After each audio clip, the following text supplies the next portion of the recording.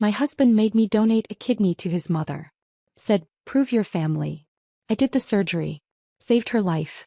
3 days later, still in the hospital, he served me divorce papers. His mother smiled from her bed. Thanks for the kidney. His girlfriend was in the room, wearing an engagement ring. 6 months later they needed something else. Another organ. They called me desperate. I was still recovering from surgery when my husband handed me divorce papers. 3 days. That's how long he waited after I gave his mother my kidney. 3 days before he walked into my hospital room with his pregnant girlfriend and a lawyer carrying a briefcase full of documents that would erase me from his life. I couldn't sit up without help. The catheter was still in. The incision across my left side burned with every breath. And Ryan stood at the foot of my bed, wouldn't even look at me, while this blonde woman in designer yoga pants touched her swollen belly and smiled. These are for dissolution of marriage, Mrs. Bennett. The lawyer's voice was professional, almost bored. Like he did this every day. Like I wasn't lying there with half my insides missing, given to save a woman who just sent me a text message that said, "Thanks for the kidney. You were always temporary." I looked at Ryan. My husband of 7 years. The man I just sacrificed a piece of myself for. Why? He finally met my eyes. Mom needed you. Now she doesn't. That's when I understood. I wasn't family. I was spare parts. And they'd just gotten what they came for. But I should back up. Explain how I ended up here. How a high school art teacher from Grand Rapids, Michigan became an organ donor for a woman who saw her as disposable. My name is Maya Parker. Or was Maya Bennett back then. I was 32 years old, teaching art at Riverside High School, running a small after-school pottery program I funded with my own paycheck because the district budget never stretched far enough. I loved my students. Loved watching them discover they could create something beautiful with their own hands. It was the best part of my day. At home I managed everything. The bills. The mortgage. The retirement contributions. The grocery shopping. Every financial decision. Ryan always said he was better at sales than spreadsheets. He was a real estate agent, charming and ambitious, always chasing the next big commission. He'd come home late smelling like expensive client dinners and tell me about deals that were almost closed, or right around the corner. I handled the rest. That was our arrangement. It seemed fair at the time. Our marriage wasn't perfect. Ryan was distant sometimes. He worked late often. But I told myself that was normal. That's what marriage looked like after 7 years. The passion fades, the routine sets in, you build a life together. Right? I'd been noticing things though. Small things. Our savings account had been shrinking for months. 10,000 became 8, then 6, then 4. Every time I logged in to pay the mortgage or transfer money, the balance was lower. When I asked Ryan about it, he'd wave me off with that easy smile he used on clients. Market fluctuations, babe. My commission structure changed this quarter. It'll bounce back. I wanted to believe him. I needed to believe him. Because if I didn't, what did that say about me? About the 7 years I'd invested in this marriage? Then Gloria called. Late February, a Thursday night. Ryan was in his home office with the door closed. Something he did more and more. And I was grading student assignments at the kitchen table when his phone lit up on the counter. I saw her name on the screen. I almost didn't answer. Something told me to pick up. Why, Her voice sounded thin. Fragile. Is Ryan there? He's working. Is everything okay? There was a pause. A breath. Then, my kidneys are failing. Both of them. The doctors say I need a transplant. The room tilted. Gloria was only 63. She'd always seemed healthy, active. The kind of woman who posted about hot yoga classes and green smoothies on Facebook. Oh my God. Gloria, I'm so sorry. What can we do? They're testing the family. Ryan, Donald, Michelle. We'll know soon. Ryan came out of his office 20 minutes later. I told him about the call. He nodded slowly, his face blank. Yeah. She texted me earlier. Why didn't you tell me? I needed to process it first. The next week was a blur of medical appointments and family phone calls. Gloria's kidneys were deteriorating faster than expected. She needed a transplant within months, not years. The whole family got tested. Ryan, his father Donald, his younger sister Michelle, even Michelle's husband Greg. None of them were matches. Then Ryan came home on a Tuesday evening and sat down across from me at the kitchen table. His expression was careful. Controlled. They tested you too. From that blood panel you did last year for the life insurance policy. My stomach dropped. And your match. The only one. The weight of those words settled over me slowly. Heavy. Suffocating. Me. The doctors say you're near perfect. Better than anyone in the family. He reached across the table and took my hand. His palm was cold. I know it's a lot to ask. It was everything. But what was I supposed to say? Let my mother-in-law die because I was scared? The pressure started the next day. Gloria called every morning, her voice weak and trembling. Maya, sweetheart, I don't want to pressure you, but the doctors say time is critical. Donald showed up at our house with pamphlets about kidney donation. Statistics about survival rates. Glossy brochures showing smiling donors and grateful recipients. Michelle sent long text messages about family and sacrifice and how much Gloria had done for Ryan over the years. How she'd worked 2 jobs to put him through college. How she'd given him everything. I wanted to help. Of course I did. But something felt wrong. Our insurance had gaps I didn't know about. High deductibles. Out-of-network specialists. Copays that could run into tens of thousands. When I mentioned it to Ryan, his jaw tightened. Mom raised me. She worked herself to the bone for me. She gave me everything. His voice had an edge I rarely heard. Are you really going to let money stop you from saving her life? The guilt worked. I scheduled the surgery for 3 weeks out. My principal, Dr. Helen Crawford, called me into her office the day I submitted my medical leave paperwork. She was in her early 60s, sharp-eyed, with gray hair pulled back in a practical bun. Maya, are you sure about this? I nodded automatically. Yes. Of course. Helen studied me for a long moment. Her expression was hard to read. Organ donation is a beautiful thing. But it's also serious. Permanent. Life-altering. You need to be absolutely certain this is your choice. Not anyone else's. It is, I said, forcing a smile. I'm sure. But I wasn't. That night I found Ryan in his office again, door closed, talking on the phone in a voice too low for me to hear clearly. When I opened the door he hung up immediately. Just a client, he said without looking at me. I noticed he wouldn't meet my eyes. The surgery was scheduled for a Tuesday in March. I woke up at 4:30 in the morning, my hands shaking so badly I couldn't button my shirt. Ryan drove me to the hospital in silence. The roads were empty, the sky still dark. I kept waiting for him to say something. Anything. To reassure me. To thank me. He didn't speak the entire drive. In the pre-op room they wheeled Gloria past my bed. I expected her to stop. To say something. To acknowledge what I was about to do for her. She didn't even look at me. Just stared straight ahead, her jaw set, her eyes flat and distant. A nurse patted my arm. You're very brave. I didn't feel brave. I felt terrified. The anesthesiologist leaned over me with a kind smile. Ready? I wasn't. But I said yes anyway. Because that's what you do for family. You sacrifice. You prove you belong. When I woke up the pain was immediate and overwhelming. My left side felt like it had been torn open and stitched back together with barbed wire. A nurse stood by my bed checking monitors. The surgery went perfectly. Gloria's kidney is functioning beautifully. I tried to feel relieved. I tried to feel proud. Instead I felt hollow. Carved out. Like something essential had been taken and I'd never get it back. Ryan visited that first evening. He stayed 10 minutes. Stood near the door with his hands in his pockets. I need to check on Mom, he said, kissing my forehead without warmth. Then he was gone. I lay there alone, staring at the ceiling tiles. Counting them to distract myself from the pain. 43 tiles. Fluorescent lights humming overhead. The antiseptic smell of the hospital. The beep of machines monitoring my vital signs. I had never felt more alone in my entire life. On day 2 Ryan didn't visit at all. A nurse mentioned he'd been with Gloria most of the day.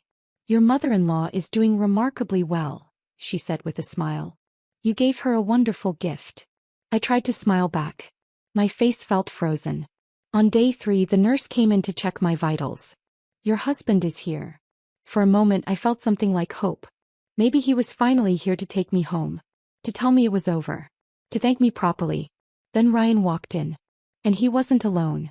There was a woman with him. Blonde, athletic, wearing those expensive yoga pants and a diamond bracelet that caught the fluorescent light. And a man in a tailored suit carrying a leather briefcase. Ryan didn't sit down. Didn't come close to the bed.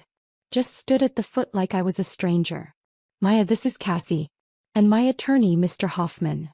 My brain couldn't process the words. I looked at the woman. At the lawyer. Back at Ryan. What? Mr. Hoffman opened his briefcase with practiced efficiency. Professional. Detached. Mrs. Bennett, your husband is filing for dissolution of marriage.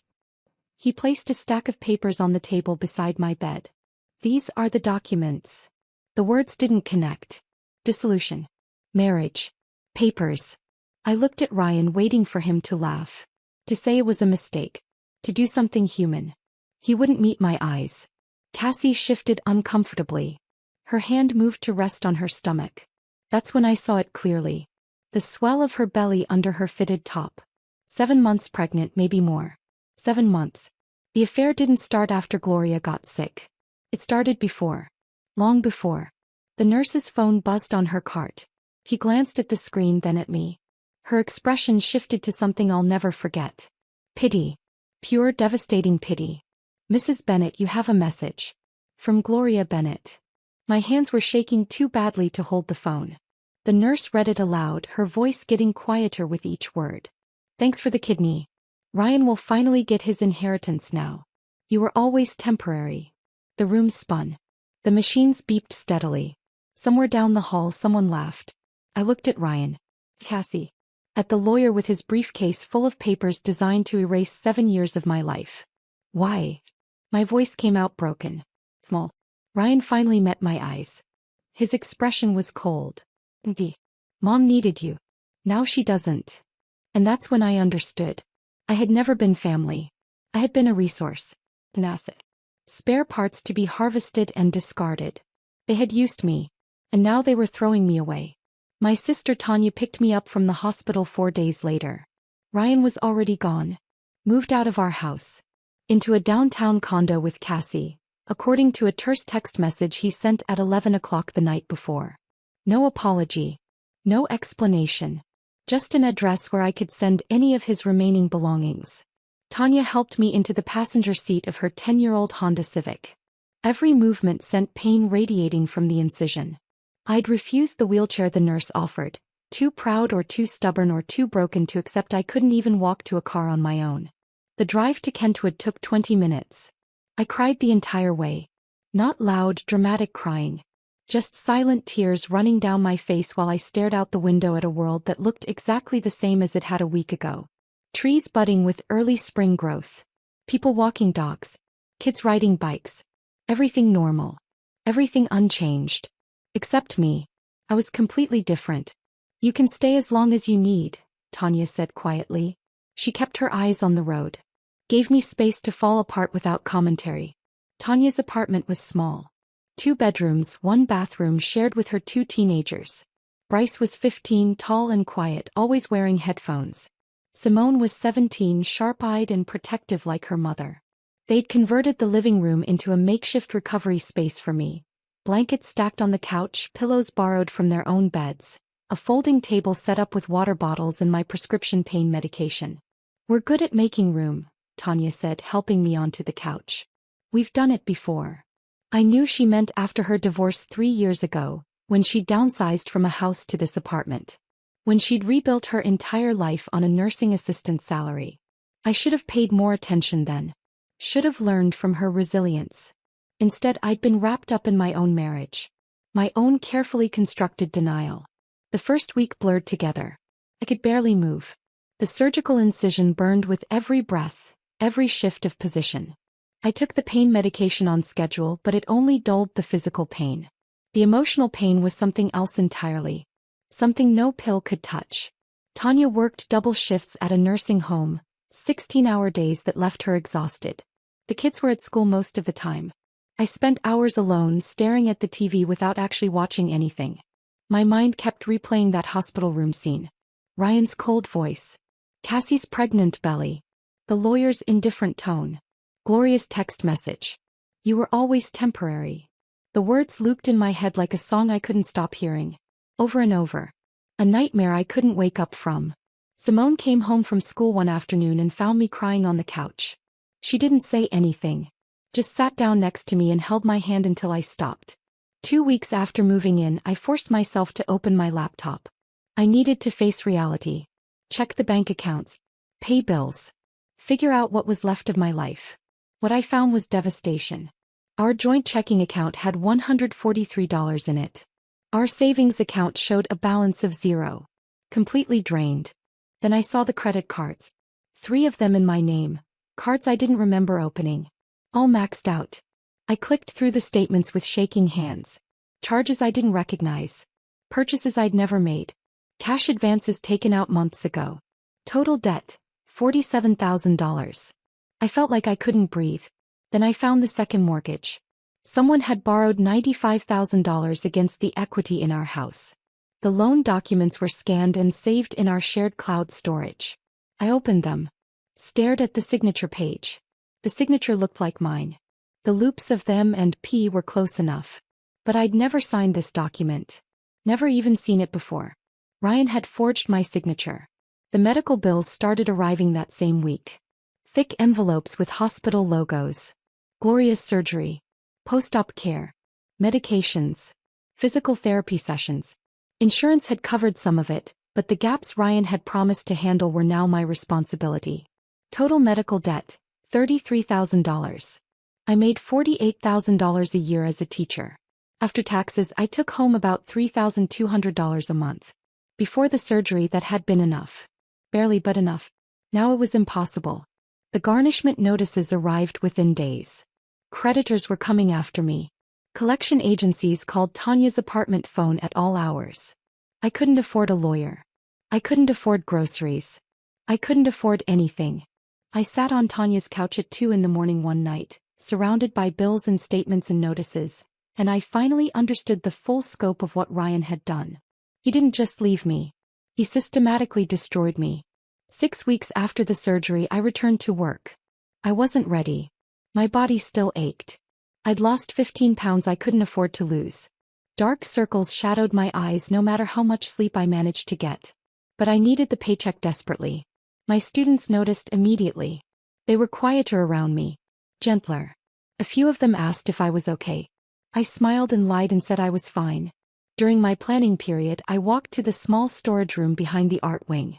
This was where I used to run my pottery program, an after-school thing I'd started 3 years ago, funded entirely out of my own pocket. The kiln was still there, silent and cold. But the shelves were empty. I'd been renting a small studio space off campus for $400 a month to store supplies and finish student projects. Clay, tools, glazes, wheels. Years of accumulated materials and dozens of pieces students had been so proud of creating. I hadn't been able to pay the rent for 2 months. The landlord had cleared everything out and sold it to cover what I owed. Years of student work. My own pieces. All the tools and materials. Gone. I stood in that empty storage room and felt another layer of grief settle over me. Another thing Ryan had taken. Another piece of my life erased. Later that day, Dr. Helen Crawford called me into her office. I walked there expecting a reprimand. My performance had been terrible. My focus was non-existent. I was barely functional. Instead, Helen closed the door and gestured for me to sit. Her expression was serious but not unkind. I went through something similar 20 years ago. She said it quietly. Matter of fact. Then she handed me a folder. The district has an employee assistance program. Free counseling. Legal consultations. Financial planning resources. I want you to use it. I took the folder with hands that wouldn't stop shaking. Why are you helping me? Helen's expression softened. Because someone helped me when I needed it. And because you're a good teacher, Maya. Don't let them take that from you too. I started working 3 side jobs just to contribute to Tanya's rent. During the day I taught full-time. At night I graded essays for an online education company, mindless work that paid $12 an hour. I created social media graphics for small businesses I found on freelance websites. I tutored high school students via Zoom, helping them with college application essays and SAT prep. I slept 4 hours a night if I was lucky. Tanya worried. She'd find me at the kitchen table at midnight, laptop open, eyes burning with exhaustion. "You're going to make yourself sick." "I'm already sick," I said. Came out harsher than I meant. "I'm sorry. I need to help. I need to contribute something." Simone started bringing me tea in the evenings without being asked. Bryce offered to give up his bedroom so I could have privacy and a door that closed. I refused. I was already taking too much from them. From this family who had their own struggles, their own tight budget, their own lives that didn't need my disaster spilling into every corner.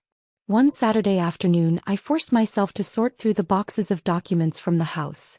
Things Ryan had left behind or hadn't cared enough to take. Old tax returns. Insurance papers. Bank statements from years ago. I wasn't looking for anything specific. I just needed to organize. To feel like I had control over something even if it was just filing papers. Then I found it. A life insurance policy. The paper was crisp, official. I unfolded it slowly. Policyholder, Ryan Bennett. Insured, Maya Bennett. Beneficiary, Ryan Bennett. Death benefit, $250,000. Policy date, January 15th. 2 months before Gloria's surgery. I read it 3 times. My hands went completely numb. The paper slipped from my fingers and drifted to the floor. If I'd died during surgery, if there'd been complications, an infection, a surgical error, anything, Ryan would have collected $250,000. The timeline clicked into place with sickening clarity. He'd taken out the policy before Gloria even called about needing a transplant. Before the family got tested. Before he knew I was a match. He'd been planning this. I wasn't family. I wasn't even a person to him. I was an investment. An asset. A resource to be extracted and discarded, or cashed in if circumstances aligned correctly.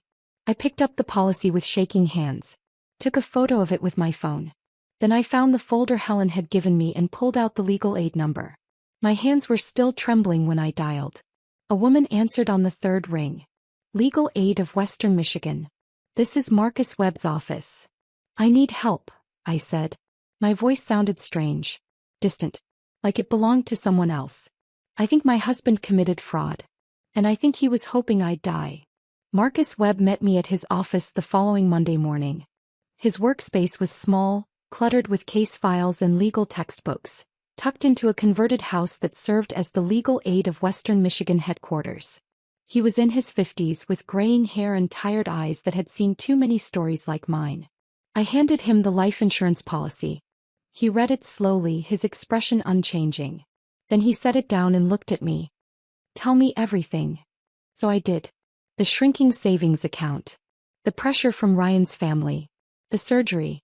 The divorce papers in my hospital room. Gloria's text message. The forged signatures on the second mortgage. The maxed-out credit cards I'd never opened. Marcus took notes on a yellow legal pad. His handwriting was terrible, but his questions were precise. He asked about dates, amounts, who was present when decisions were made. When I finished, he was quiet for a long moment. Then he tapped the life insurance policy with his pen. "This is more than divorce, Maya. This is financial exploitation. Possibly fraud. Can you prove it?" "I can try." He pulled out a blank bankruptcy petition form. "We'll file this with a specific request for investigation. The trustee will look into the forged documents, the fraudulent debts. If we can establish a pattern of exploitation, we might be able to get criminal charges filed." I didn't let myself hope. Hope had gotten me into this mess. "What are the chances?" Marcus met my eyes. "Honestly, I don't know. But I've been doing this for 20 years and I've never seen a case this clear-cut. The life insurance policy alone is damning. Combined with everything else, we have a real shot." He filed the bankruptcy petition that afternoon. Then he gave me a card for a counselor, Dr. Patel, who worked with the employee assistance program the school district offered. "You need someone to talk to who isn't a lawyer," Marcus said. "Someone who can help you process this." I started seeing Dr. Patel twice a week. She was younger than I expected, maybe 40, with kind eyes and a way of asking questions that made me think instead of just react. She didn't judge. Didn't pity. Just listened. 6 months passed like that. Slowly. Painfully. But something shifted. I was still living with Tanya. Still working 3 jobs. Still buried in debt that garnished my paycheck every month. But I was functioning. Surviving. The bankruptcy was moving through the system. Marcus called every few weeks with updates. The trustee was investigating, documents were being subpoenaed, things were progressing. At school, something unexpected happened. My students rallied around me. I don't know who started it, probably Jada Morrison or one of the other seniors. But they organized a fundraiser. A bake sale during lunch periods. An art auction featuring student work. They raised $800. When they presented me with the check, I cried in front of 30 teenagers. "This is for your pottery program, Ms. Parker," Jada said firmly. "You always funded it yourself. Now we're funding it." It wasn't enough to rent the studio space back. But it was enough to buy clay and basic tools. I started teaching pottery again during lunch periods, right there in the storage room behind the art wing. Kids showed up who'd never taken art before. They sat at makeshift tables and shaped clay with their hands and talked about their lives, their families, their struggles, their dreams. I realized I wasn't just teaching. I was healing them and myself. Then on a Tuesday in October the call came. I was in the middle of teaching a sophomore class, demonstrating watercolor techniques, when my phone buzzed in my pocket. I ignored it. School policy. No phones during instruction. It buzzed again. And again. During the passing period I checked. 7 missed calls. 3 voicemails. All from Ryan. My stomach dropped. I hadn't heard from him in 6 months. Not since Marcus had sent a cease and desist letter regarding any further contact outside of official divorce proceedings. I stepped into the hallway away from the rush of students and listened to the first voicemail. Ryan's voice was different. Tight. Panicked. Stripped of the cold confidence he'd had in that hospital room. "Why? Mom's kidney failed. Infection. They say she needs another transplant immediately. Cassie can't donate. Pregnancy complications. You're still the best match. We need to talk. Please call me back." The second message was longer. More desperate. "Maya, I know you're angry, but this is life or death. We can work something out. There's money from Mom's estate. We can settle the debt, help you out, whatever you need. Just call me." The third message was just breathing. Heavy. Ragged. Then a click. I stood in the hallway, students rushing past me to their next classes, and I felt nothing. No sympathy.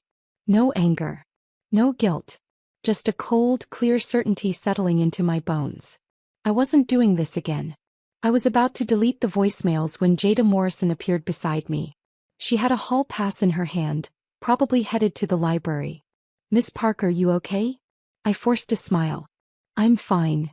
Jada's sharp eyes didn't buy it. "That didn't sound fine." She nodded toward my phone. "Was that about your ex's mom?" I didn't know how much my students knew. I'd never told them directly about the surgery, the divorce, any of it. But high school kids heard everything. They saw everything. "Yeah.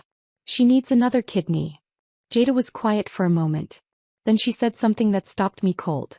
"My aunt donated a kidney to her sister 5 years ago. She said the doctors tested her for everything, blood, genetics, all kinds of stuff. Did they find anything about you?" I frowned. "What do you mean?" "I mean, my aunt found out she had this rare blood thing that made her like a super donor or something. The doctors told her she could help a lot of people. Did they tell you anything like that?" My mind went blank. Then it raced. The donor screening. The endless tests. Blood draws. Tissue typing. Genetic panels. I'd signed so many consent forms I'd stopped reading them. Been poked and prodded and scanned for weeks. The doctors had huddled in conversations I wasn't part of, speaking in medical terminology I didn't understand. But no one had ever sat me down and explained what they'd found. What made me such a perfect match? "I don't know," I said slowly. "They never told me." Jada's expression shifted to something like concern. "You should find out, Miss Parker. My aunt said it was important. Like really important." The bell rang. Jada hurried off to class. I stood there in the empty hallway, my phone still in my hand, Ryan's voicemails still undeleted.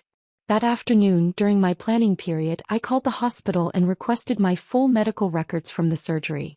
They said it would take 7 to 10 business days. I gave them Tanya's address and waited. The records arrived a week later. 63 pages. Single-spaced medical documentation, test results, surgical notes, post-op assessments.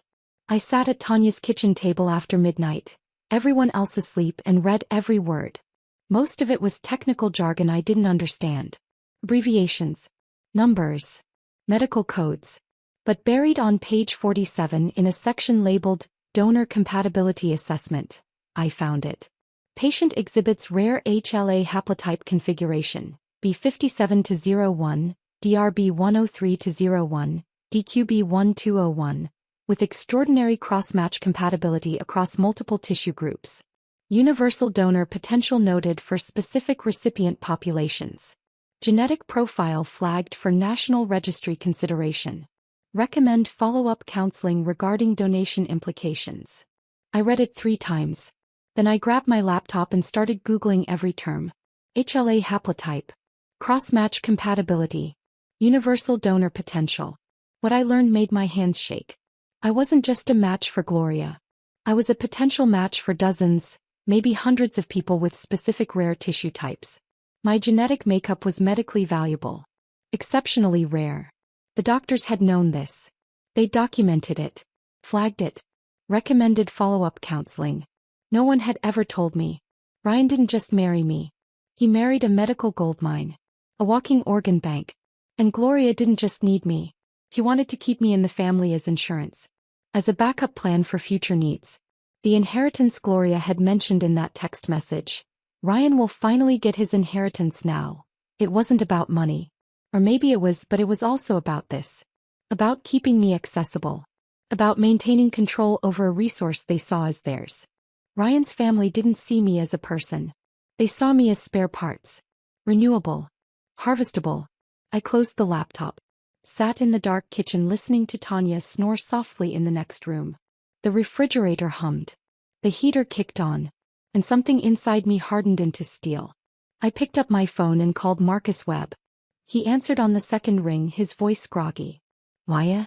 It's 1 a.m. I need to show you something, I said. My voice was steady. Come. And then I need you to help me make sure they never do this to anyone else. Marcus met me at a coffee shop near the courthouse the next morning. I brought everything. The medical records with the genetic compatibility assessment highlighted. The life insurance policy. Printed copies of every fraudulent credit card statement. The forged second mortgage documents. Bank statements showing the systematic draining of our accounts. I'd organized it all into a folder, chronological, labeled with sticky notes. Marcus ordered 2 coffees and spread the documents across the table. He read through everything methodically, his expression unreadable. He took notes. Asked questions about dates and amounts. Cross-referenced the life insurance policy date against the timeline of Gloria's diagnosis. When he finished, he was quiet for a long moment. Just sat there staring at the life insurance policy, his jaw tight. Then he said, "My wife donated a kidney to her ex-husband's father 12 years ago." I wasn't expecting that. I'd assumed Marcus took these cases because of some abstract sense of justice. Not because of something personal. Marcus stared at his coffee. Didn't drink it. Her name was Rebecca. She was 28. They'd been married 3 years. The father needed a transplant and Rebecca volunteered because she loved him. Wanted to prove she was committed to the family. His voice was flat, practiced like he'd told this story before, but it still hurt. 2 weeks after the surgery, while she was still recovering, he served her with divorce papers. Turns out he'd been cheating for months. She was devastated. He paused. Took a breath. Then the medical bills came. He'd stuck her with all the debt. She couldn't work. Couldn't pay. Lost her apartment. She spiraled. His voice broke slightly. She died by suicide 16 months later. My throat tightened. Marcus, I'm so sorry. He met my eyes. I became a legal aid attorney because of her. I've been looking for a case like yours for 12 years. One with clear evidence of coercion, fraud, and exploitation. The life insurance policy. The forged signatures. The genetic compatibility they never properly disclosed to you. This is what I need to establish legal precedent. He leaned forward. Will you let me fight for you? I didn't hesitate. Yes. Marcus filed an amended bankruptcy petition that afternoon, specifically requesting a fraud investigation. Within 2 weeks, a bankruptcy trustee named Linda Morales was assigned to my case. Linda was in her 40s, sharp-eyed, with the kind of intensity that made people nervous. She was thorough, relentless, and deeply unimpressed by Ryan's paper trail. She subpoenaed bank records going back 5 years. Credit card statements. Loan documents.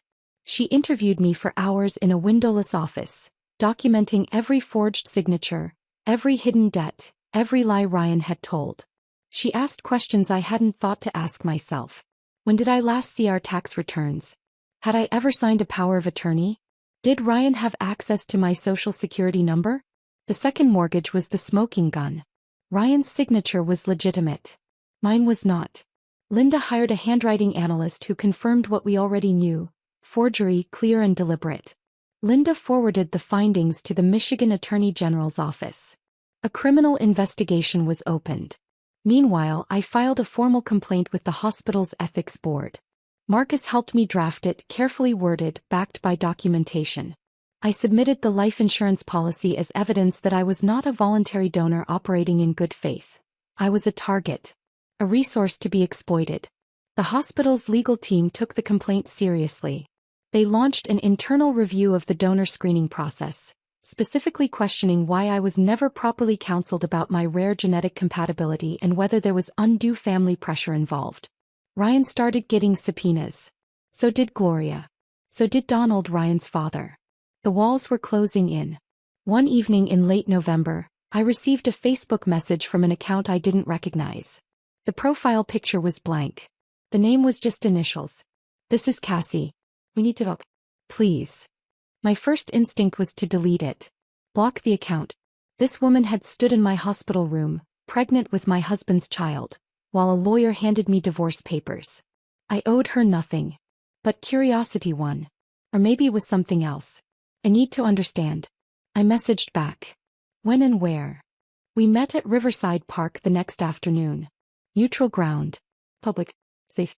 Cassie was sitting on a bench near the playground, her pregnancy now in its final weeks. She looked exhausted. Dark circles under her eyes. Hair pulled back in a messy ponytail. She didn't look like the polished woman who'd stood in that hospital room. She looked scared. She didn't waste time with pleasantries. Ryan took out a life insurance policy on me.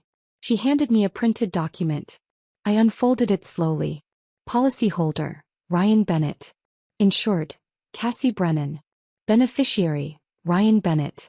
Death benefit $300,000. Policy date, 1 week after Gloria's surgery. My hands went cold. I found this 2 weeks ago, Cassie said, her voice shaking. I was looking for our health insurance cards and found it in his file cabinet. I confronted him. He said it was just standard financial planning. That all couples do this. She looked at me. But I'm not stupid. I looked at the dates. I looked at the donor testing results he'd printed out and left in his office. I'm not a match for Gloria. My blood type is wrong. But I didn't know that when he started dating me. Her eyes filled with tears. He was going to use me as a backup. If you couldn't donate or if Gloria needed more later, he'd have pushed me into it. And if I died during childbirth or surgery. She didn't finish. Didn't need to. I felt a strange kinship with this woman I should have hated. Why are you telling me this? Cassie pulled a USB drive from her purse. Text messages. Between Ryan and his mother. Planning. Backup strategies. Contingency donors. I found them on his laptop when he was in the shower. Her hands were shaking. I'm terrified of him, Maya. I need to protect my baby. And I need him away from both of us. I took the USB drive. Thank you. Cassie wiped her eyes. I'm sorry. For what happened to you. I didn't know. I swear I didn't know. I believed her. Marcus opened the USB drive that evening in his office. I sat beside him while he clicked through the files. Text messages. Dozens of them. Between Ryan and Gloria. Between Ryan and his father. Some going back 2 years. We need a backup plan if Maya doesn't work out. Cassie's younger. Better health. Could be a good option. Do we tell her about the genetic testing? No. Keep it simple. The less she knows, the better. There were spreadsheets. Actual spreadsheets. Comparing potential donors. Medical compatibility. Health history. Financial vulnerability. My name was at the top. Cassie's was second. There were 3 other names I didn't recognize. Marcus's face was white. This is conspiracy. Premeditated exploitation. This is criminal. The forensic accountants Marcus had hired finished their audit of Gloria's finances a week later. They presented their findings in Marcus's office. I sat across from them listening to numbers that didn't make sense. Gloria Bennett was not wealthy. She was drowning in debt. 3 mortgages on 2 properties, the house in Grand Rapids and a condo in Florida that was in foreclosure. Credit card debt totaling $180,000. Medical bills she'd ignored for years. Tax liens. Judgments from creditors.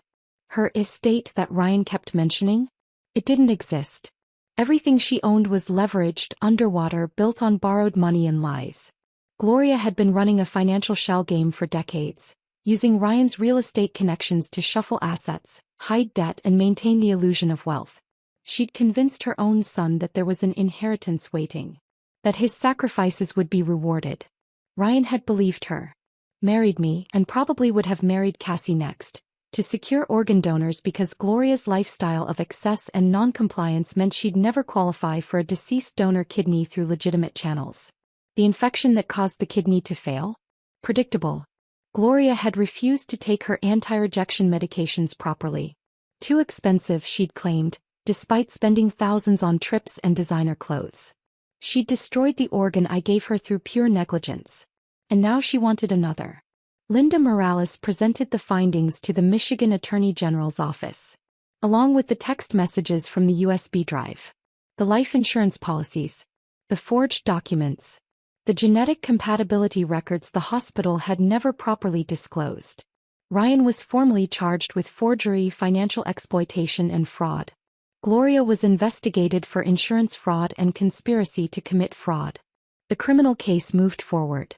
I sat in Marcus's office after the meeting, staring at the stack of documents that represented the systematic destruction of my life. What happens now? I asked. Marcus leaned back in his chair. Now we wait.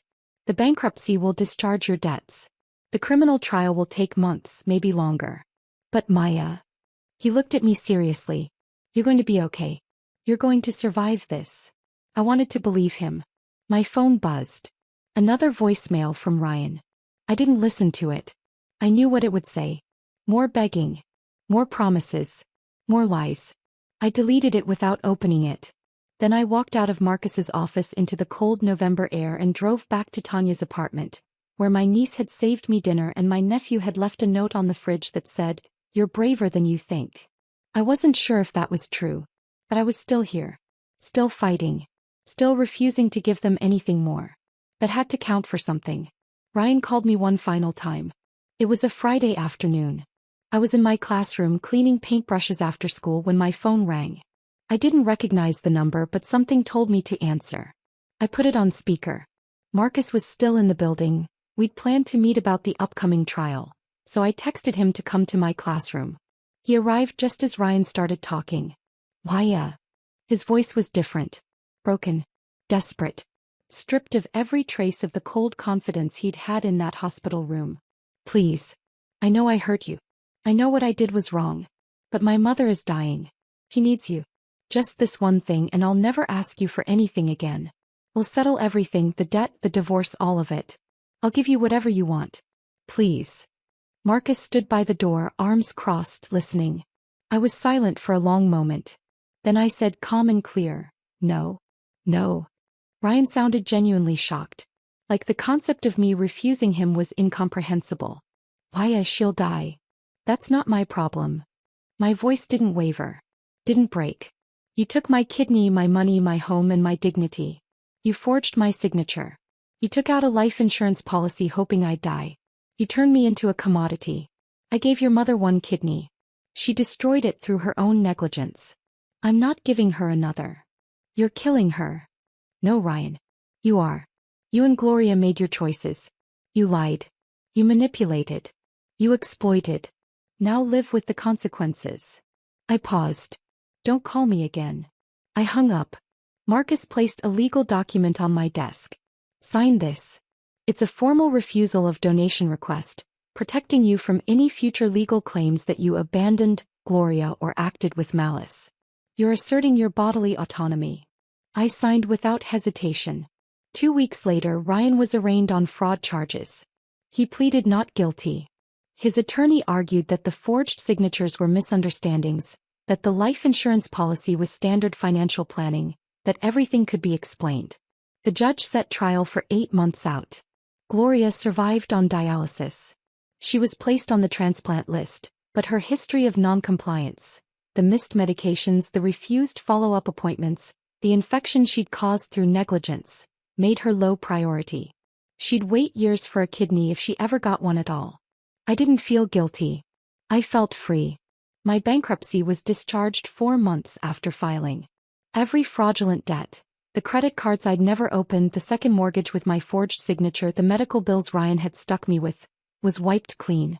I didn't get rich. I got free. My credit score was destroyed. It would take years to rebuild. But I didn't care. I was alive. I was employed. I had Tanya, Bryce, Simone, my students, and a future that wasn't buried under Ryan's lies. Marcus didn't charge me a single cent. When I tried to pay him something, anything, he refused. My wife didn't get justice, he told me on the courthouse steps after the discharge hearing. His eyes were distant, remembering. But you did. That's enough for me. I hugged him. This quiet man who'd fought for me when no one else would. Who'd seen his wife's story and mine and decided it wouldn't end the same way. I returned to teaching full-time without the crushing weight of 3 side jobs. I started sleeping 6 hours a night instead of 4. I gained back the weight I'd lost. Color returned to my face. My students noticed. "Miss Parker, you look different," one of them said. "Better." The pottery program grew.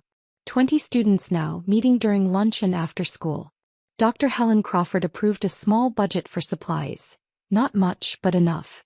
We worked in the storage room behind the art wing, shaping clay with our hands, creating something beautiful from raw earth. I told them the truth one day when a student asked why I loved pottery so much. You can break something and rebuild it.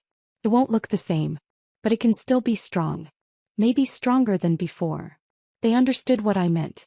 I started a blog on a Saturday night in March. I called it The Cost of Giving, Financial Literacy for Women Leaving Abuse. The first post was my story, written plainly. No embellishment, just facts. I included scanned documents, redacted for privacy but clear in their evidence. The life insurance policy, the forged mortgage, the medical records showing the genetic compatibility no one had explained to me. I wrote about the signs I'd missed, the red flags I'd ignored, the coercion disguised as family loyalty, the systematic financial destruction. I posted it at 11 o'clock on a Saturday night and expected maybe 10 people to read it. By Monday morning, the post had 3,000 views. By the end of the week, 15,000. Women commented, sharing their own stories. Some had donated organs. Some had donated money to partners who betrayed them. Some had donated years of their lives to men who saw them as resources to be exploited and discarded. I kept writing. I posted about protecting yourself financially before marriage. Understanding medical debt. Recognizing financial abuse. The warning signs of coercion. Legal resources for fraud victims. Marcus Webb contributed guest posts about legal protections.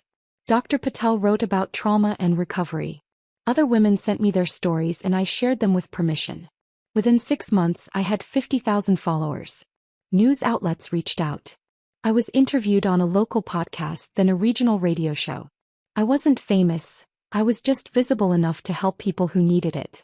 Marcus and I partnered to offer free monthly legal clinics for women navigating financial abuse and divorce. We met in the public library conference room. Sometimes 5 women showed up. Sometimes 20. Every single one of them mattered. 2 years after the divorce, I received a letter from the hospital. I opened it at Tanya's kitchen table on a Tuesday morning. The letterhead was official. My hands shook as I read. My rare genetic compatibility had been added to the National Organ Donor Registry, not for living donation but for deceased donor coordination. If I ever died, my organs could save multiple lives. But that wasn't all. The letter explained that my genetic profile had already been used, with my permission, granted through proper consent this time, to match 3 transplant recipients with deceased donors who shared similar rare markers. A single father in Ohio. A college student in Illinois. A grandmother in Indiana. My genetic information had helped save them. I didn't give them my organs. But my existence in the database helped doctors make connections they wouldn't have found otherwise. I read the letter 3 times. Then I framed it. Not because I was proud, though I was, but because it reminded me of something essential. What I gave was my choice now. On my terms. With full consent. With dignity. Jada Morrison graduated that spring. She earned a full scholarship to Howard University for pre-law. At graduation she found me in the crowd and hugged me tight. I'm going to study medical ethics because of you, Ms. Parker. I'm going to protect people like you. I attended the ceremony with Tanya, Bryce, and Simone. We took pictures together, laughing. A family built not from blood but from survival and love. Dr. Helen Crawford pulled me aside after the ceremony. I never told you the whole story, she said quietly. 20 years ago, I donated a kidney to my ex-husband's brother. He divorced me 3 weeks later. I lost everything, my home, my savings, my sense of self.